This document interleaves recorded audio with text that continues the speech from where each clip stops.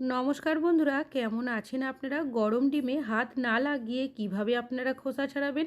একটা টিপের সাহায্যে ছোট্ট সাহায্যে সূচের মধ্যে সুতো পরিয়েছেন। কানের দুল আপনারা কি কখনো উচ্ছে বা করলার মধ্যে পরিয়ে দেখেছেন? কি হতে পারে?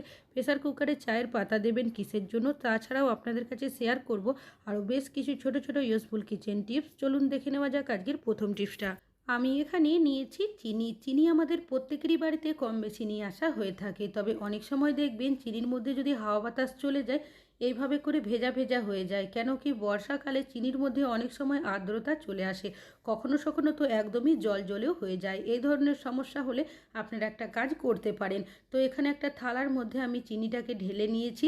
এইভাবে চিনিটাকে চারিদিকে ছড়িয়ে দিতে হবে। আর দেখতেই পাচ্ছেন চিনিটা যেহেতু অনেকটাই ভেজা হয়ে গেছে তাই হাতের মধ্যে লেগেও যাচ্ছে। এরপর আপনারা কি করবেন, নিয়ে নেবেন বিস্কুট। আমাদের প্রত্যেকেরই বাড়িতে তো বিস্কুট থাকে। কিছুটা বিস্কুটের টুকরো নিয়েছি, চিনির মধ্যে এইভাবে দিয়ে দেব। তারপর হাত দিয়ে এইভাবে একটু চেপে দেব। এইভাবে আপনারা রেখে দেবেন চিনিটাকে 10 থেকে 15 মিনিটের জন্য। আমি ফিরে আসছি 15 মিনিট পর।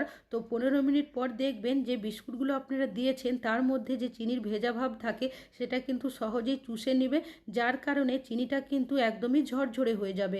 আর বিস্কুটগুলো এখান থেকে তুলে নিচ্ছি। দেখতেই পাচ্ছেন আগে কিন্তু চিনিটা হাতের মধ্যে লেগে যাচ্ছিল, আর এখন কিন্তু চিনিটা হাতে একটুও লেগে যাচ্ছে না, একদমই ঝরঝরে হয়ে গেছে। আশা করছি টিপসটা কাজে আসবে।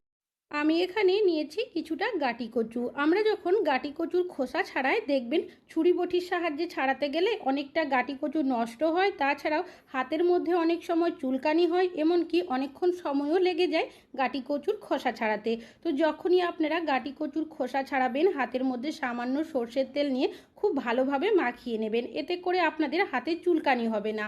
আর যখন খোসা ছাড়াবেন একটা চামচ নিয়ে নেবেন, চামচের সাহায্যে আলতো হাতে এরকম করে যদি আপনারা খোসাটা ছাড়ান খুব সহজেই খোসাটা ছাড়িয়ে নিতে পারবেন। একটুও আপনাদের গাটি কচু নষ্ট হবে না, তাছাড়াও খুব বেশিক্ষণ সময়ও লাগবে না। তো দেখতেই পাচ্ছেন কতটা সুন্দর খোসাটা ছেড়ে গেছে। এইভাবে করেই কিন্তু আপনারা বাকি খোসাগুলো ছাড়িয়ে নিতে পারবেন।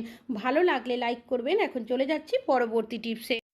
আমি এখানে নিয়েছি বাচ্চাদের জিন্স প্যান্ট। বাচ্চা থেকে বড় আমরা কম বেশি অনেকেই এই ধরনের জিন্স প্যান্টের ব্যবহার করে থাকি। তবে এই প্যান্টগুলো যখন আমরা ভাঁজ করে গুছিয়ে আলমারিতে তুলে রাখি, অনেক সময় অন্যান্য জামা কাপড় বের করতে গেলে প্যান্টটার নিচে পড়ে ভাঁজটা একদমই নষ্ট হয়ে যায়। তবে যখনই এই ধরনের প্যান্টগুলো আপনারা রাখবেন এইভাবে প্রথমে ভাঁজ করে নেবেন। এবার প্যান্টের যে ওপরের সাইডের পায়ের অংশটা রয়েছে এইভাবে করে আপনারা তুলে নেবেন। তারপর যে কোমরের সাইডটা রয়েছে এইভাবে করে আপনারা রোলের মতো করে মুড়িয়ে নেবেন। এভাবে মুড়িয়ে নেওয়ার পর যে ভাঁজটা আপনারা আগে ওপরের সাইডে করে রেখেছিলেন সেটা উল্টো করে এই প্যান্টের মধ্যে এইভাবে পরিয়ে দেবেন। এতে কি হবে, প্যান্টটা দেখবেন একদম কম জায়গার মধ্যে রাখতে পারবেন, প্যান্টের ভাঁজটাও নষ্ট হবে না। তাছাড়াও বাইরে যদি কোথাও ঘুরতে যাই অনেক সময় জামা কাপড় নিয়ে যেতে সমস্যা হয়। এইভাবে যদি আপনারা প্যান্টগুলো নিয়ে যান সেক্ষেত্রে দেখবেন খুব কম জায়গার মধ্যে অনেকগুলো জিনিস আপনারা নিয়েও যেতে পারবেন।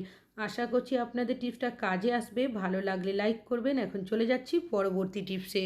গরম ডিমের খোসা ছাড়াতে আমাদের প্রত্যেকেরই সমস্যা হয়। কেন কি গরম থাকার কারণে হাতে গরম লেগে যায়, হাত পুড়ে যায়। সকালের দিকে অনেকটাই কাজের তাড়া থাকে, সেক্ষেত্রে খোসা ছাড়াতে গিয়ে হাত অনেকের পুড়েও যায়। তো আপনারা একটা পাত্রের মধ্যে ডিমগুলো নিয়ে নেবেন, ওপর থেকে একটা ঢাকা দিয়ে দেবেন। আলতো হাতে এইভাবে আপনারা কিছু সেকেন্ড ঝাঁকিয়ে নিলেই দেখবেন একটা ডিম আরেকটা ডিমের সাথে আঘাত লাগার কারণে খুব সহজেই খোসাগুলো ছেড়ে আসবে। যদিও সামান্য খোসা লেগে থাকে ডিমের মধ্যে, সেটা আলতো হাতে টেনে নিলেই ছেড়ে আসবে। আর দেখতেই পাচ্ছেন এখনও কিন্তু গরম বাষ্পটা ডিমের থেকে বেরোচ্ছে। আশা করছি আপনারা যদি গরম ডিমের খোসা এই পদ্ধতিতে ছাড়িয়ে নেন হাতে একটুও গরম লাগবে না, খুব সহজেই আপনারা খোসাগুলো ছাড়িয়ে নিতে পারবেন। আশা করছি আপনাদের টিপসটা কাজে আসবে।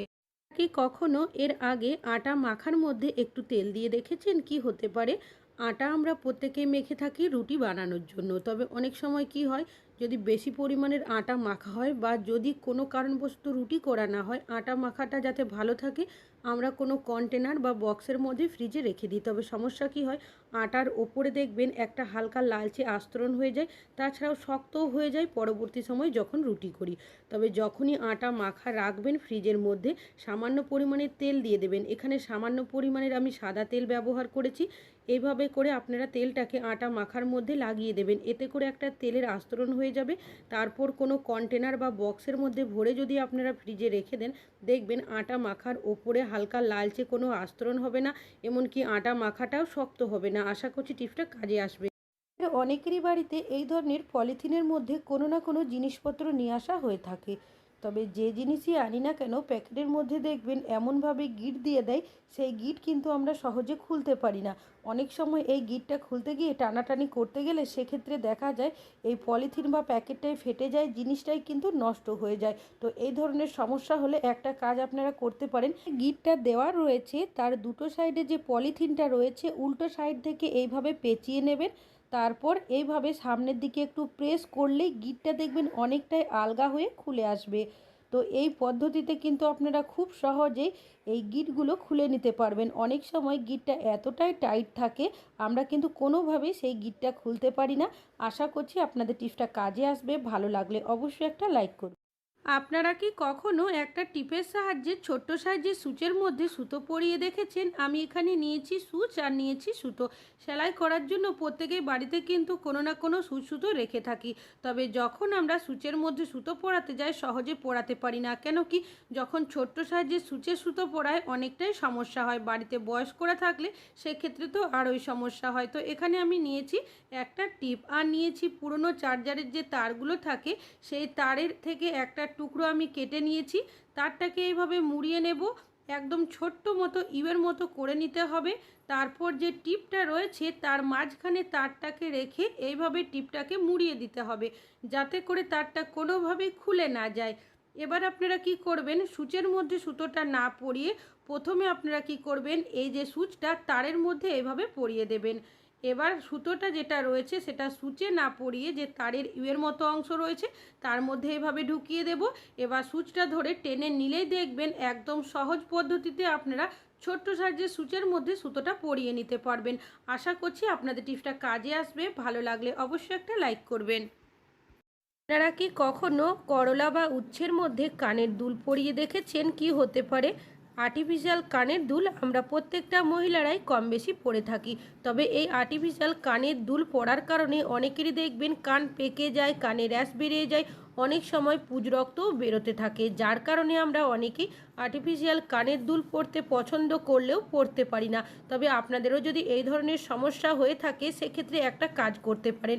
আমি এখানে নিয়েছি করলা, আপনারা চাইলে উচ্ছেরও ব্যবহার করতে পারেন। যখন আমরা এই উচ্ছে বা করলা কাটি বোটার অংশগুলো কেটে বাদ দিয়ে দিই, তবে এই বোটার অংশগুলো কেটে বাদ দেবেন না, রেখে দেবেন। যখনই আর্টিফিশিয়াল কানের দুল পরবেন, কানের দুল পরার 5 থেকে 10 মিনিট আগে আপনারা এইভাবে করে উচ্ছে বা করলার মধ্যে পরিয়ে রেখে দেবেন। এতে করে কি হবে, উচ্ছে বা করলার যে রসটা থাকে সেটা যার কারণে আমরা যখন এই কানের দুল পরবো কানের মধ্যে দেখবেন কোনো রকমের ইনফেকশন হবে না, চুলকানি র্যাশ কোনো কিছুই হবে না। আশা করছি আপনাদের টিপসটা কাজে আসবে। আমি এখানে নিয়েছি বেশ কিছুটা রসুন। রান্নাবান্না করার জন্য রসুনের ব্যবহার আমরা প্রত্যেকেই কম বেশি করে থাকি। তবে যখন আমরা রসুনের খোসা ছাড়াতে যাই সহজে কিন্তু ছাড়াতে পারি না। রসুনের মুখের জায়গাটা এতটাই শক্ত থাকে, অনেক সময় নখের মধ্যে ব্যথাও হয়ে যায়। সেক্ষেত্রে আপনারা একটা গ্রেটার নিয়ে নেবেন। গ্রেটারের মধ্যে রসুনের কোয়াটা আলতো হাতে যদি ঘষে দেন রসুনের যে মুখের শক্ত জায়গাটা থাকে সেটা সহজেই ছেড়ে আসবে। তারপর আপনারা খুব সহজেই দেখবেন রসুনের খোসাগুলো ছাড়িয়ে নিতে পারবেন। আর এই পদ্ধতিতে যদি রসুনের খোসা ছাড়ানো হয় সেক্ষেত্রে অনেকটা পরিমাণে রসুনের খোসা আপনারা খুব কম সময়ের মধ্যে ছাড়িয়েও নিতে পারবেন। আশা করছি টিপসটা কাজে আসবে। ভালো লাগলে লাইক করবেন। এখন চলে যাচ্ছি পরবর্তী টিপসে। এর মতো আমরা ক্রিম, ফেস ওয়াশ এই ধরনের জিনিসও সাথে করে নিয়ে যাই। তবে কখনো কখনো দেখা যায় যদি ব্যাগের মধ্যে একটুও চাপ লাগে সেক্ষেত্রে যে ক্রিম বা ফেস ওয়াশটা থাকে বেরিয়ে নষ্ট হয়ে যায়, ব্যাগের মধ্যেও পড়ে যায়। সেক্ষেত্রে একটা কাজ করতে পারেন, আমি এখানে একটা বেলুন নিয়েছি আর এই বেলুনটা কিন্তু সাইডের অংশটা ফেটে গেছিলো, কাঁচির সাহায্যে কেটে নিয়েছি। এই ধরনের ক্রিম বা ফেস ওয়াশ যেটাই আপনারা সাথে করে নিয়ে যাবেন তার মধ্যে বেলুনটাকে এইভাবে পরিয়ে দেবেন। এতে করে কি হবে, ঢাকনাটা টাইট হয়ে যাবে। যতই ব্যাগের মধ্যে ক্রিম বা ফেস ওয়াশের মধ্যে চাপ লাগুক না কেন কোনোভাবেই কিন্তু সেটা বেরিয়ে নষ্ট হবে না, তাছাড়াও ব্যাগের মধ্যেও পড়বে না। আশা করছি টিপসটা কাজে আসবে। কখনো প্রেসার কুকারের মধ্যে চায়ের পাতা দিয়ে দেখেছেন? কি হতে পারে, আমরা প্রেসার কুকারে প্রত্যেকেই কম বেশি রান্নাবান্না করে থাকি, অনেক সময় এইভাবে করে পুড়ে যায়। আর এইভাবে যদি প্রেসার কুকারটা পুড়ে যায় অনেকটাই ঘষা মাজা এমনকি পরিশ্রম করে পরিষ্কার করতে হয়, তবু ঠিকভাবে পরিষ্কার হয় না। দিয়ে দিয়েছি বেশ কিছুটা পরিমাণের ব্যবহার করা চায়ের পাতা আর এখানে দিয়ে দিচ্ছি সামান্য পরিমাণের কোলগেট। আপনারা যে কোনো সাদা ধরনের টুথপেস্ট দিয়ে দেবেন। আর দিয়ে দিলাম বেশ কিছুটা পরিমাণের লবণ, তারপর দিয়ে দিচ্ছি বেশ কিছুটা পরিমাণের গরম জল। এবার চামচের সাহায্যে সবগুলো এইভাবে করে মিশিয়ে নেব। এইভাবে মিশিয়ে নেওয়ার পর 5 মিনিট এভাবে করে রেখে দেবো। আর দেখতেই পাচ্ছেন 5 মিনিট হয়ে গেছে। আবারও একটা চামচ নিয়েছি, চামচের সাহায্যে হালকাভাবে ডলে নিলেই দেখবেন যে প্রেসার কুকারের পোড়া অংশগুলো থাকে সেটা কিন্তু অনেকটাই উঠে যাবে। এবার আমি আপনাদের দেখিয়ে দিচ্ছি, দেখতেই পাচ্ছেন কতটা পোড়া অংশ উঠে গেছে।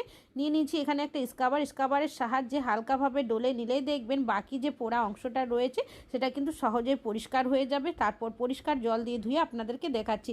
আশা করছি আপনাদের এই টিপসটি কাজে আসবে। ভালো লাগলে লাইক করবেন। আপনারা কি কখনো ব্রাশের মধ্যে মোজা পরিয়ে দেখেছেন? কি হতে পারে? আমি এখানে একটা শাড়ি নিয়েছি। আমরা যখন কোনো জামা কাপড় পরি সেই জামা কাপড়ের মধ্যে যদি ভারী কোনো জরির কাজ, চুমকি বসানো বা স্টোন বসানোর কোনো কাজ থাকে, কোনোভাবে যদি সেখানে খাবার দাবারের দাগ লেগে যায়, সেক্ষেত্রে দেখা যায় আমরা কি করি, ব্রাশের সাহায্যে জায়গাটা বাড়িতে ঘষে পরিষ্কার করার চেষ্টা করি। এর ফলে ব্রাশের যে ধারালো অংশগুলো থাকে জামা কাপড়ের মধ্যে লেগে টানা যায়।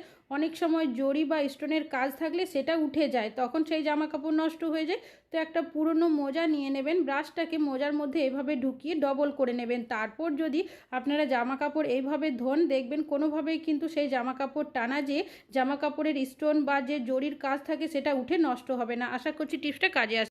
কখনো একটা প্লাস্টিক বা পলিথিনের সাহায্যে রুটি বেলে দেখেছেন? এখানে একটা প্লাস্টিক নিয়েছি, কাঁচির সাহায্যে প্রথমে হ্যান্ডেলের সাইডগুলো কেটে নেব, তারপর উল্টো সাইডটাও কেটে নেব। এবার যে সাইডের অংশগুলো রয়েছে সেগুলো এভাবে কেটে নিচ্ছি। এইভাবে করে বেশ কিছুটা প্লাস্টিক আমি কেটে নিয়েছি। অন্যদিকে বেশ কিছুটা আটার লেচি আমি করে নিয়েছি। এবার যে প্লাস্টিকগুলো কেটে রেখেছিলাম সেগুলো এখানে নিয়েছি, আর নিয়ে নিচ্ছি কিছুটা পরিমাণের আটা। যে লেচিগুলো বানিয়ে রেখেছি সেগুলো নিয়েছি, আটার মধ্যে এভাবে ডিপ করে নিয়েছি। তারপর প্লাস্টিকের ওপরে দিয়ে হাত দিয়ে এভাবে করে চেপে দেব। তারপর আমি আরও একটা প্লাস্টিক এর ওপরে দিয়ে দেব, আর নিয়ে নেব আরও একটা আটার লেচি, কিছুটা আটার গুঁড়ো লাগিয়ে আবারও এইভাবে চেপে, এইভাবে করেই আমি 4টে লেচি এর মধ্যে দিয়েছি। আর নিয়ে নিয়েছি এখানে একটা থালাটা ওপর থেকে দিয়ে একটা হাত দিয়ে চাপ দেব আর অন্য হাত দিয়ে ঘোরাতে থাকবো। এইভাবে কাজটি করলেই দেখবেন একসাথে অনেকগুলো রুটি আপনারা বেলে নিতে পারবেন। আশা করছি টিপসটা আপনাদের কাজে আসবে।